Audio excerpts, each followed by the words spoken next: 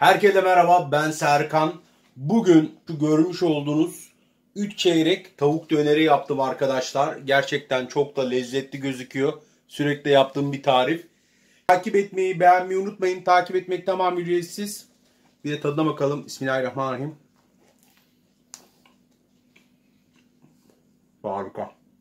600 gram kemiksiz tavuk budumu aldım. Bir bıçak yardımıyla düzleştirdim de. İkinci parçayı da üstüne koydum. Şimdi üst üste 4 parçamı da koydum. Şimdi bunu yağlı kağıda sarıyorum.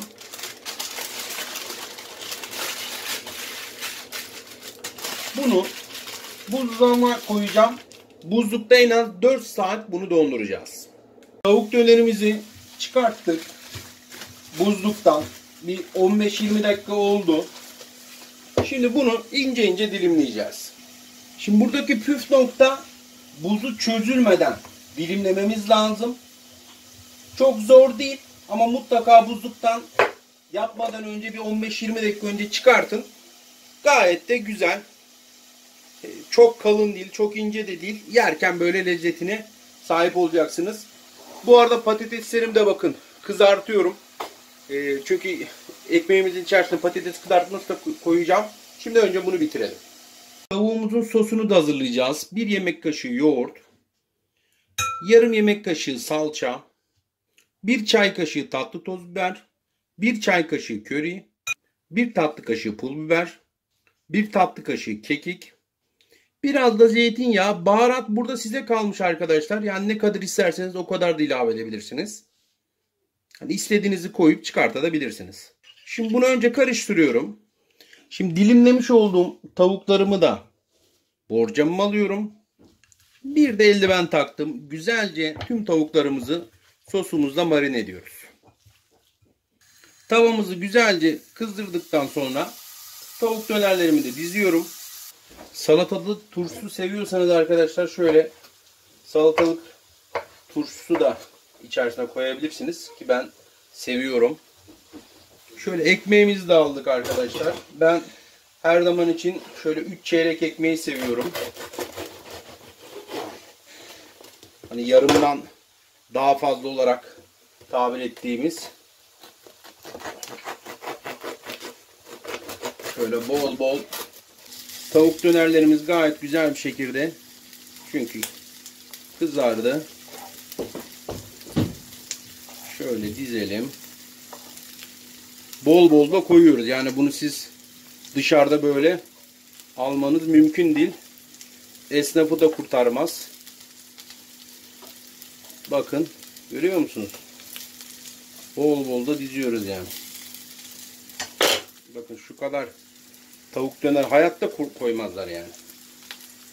Şimdi biraz da patates koyuyorum arkadaşlar içerisine. Şöyle. Kıvırcık da koyuyorum. Turşu isteğe bağlı. Ketçap, mayonez de biraz ilave edelim.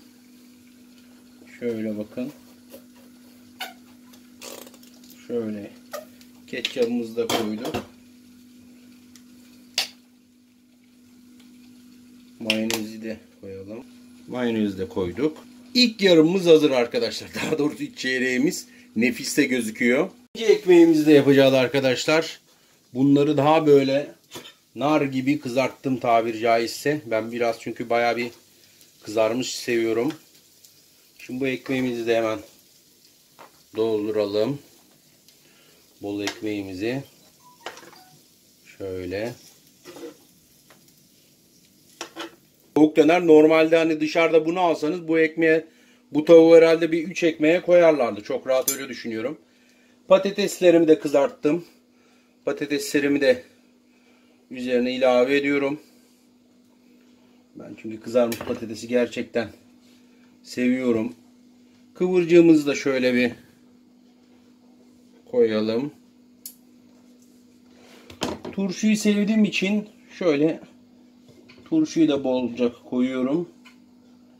Şimdi burada ketçap, mayonez ilave edeceğim. Bakın ekmeğimiz neredeyse kapanmayacak bu arada. Bakın. Şöyle birazcık ketçap, mayonez,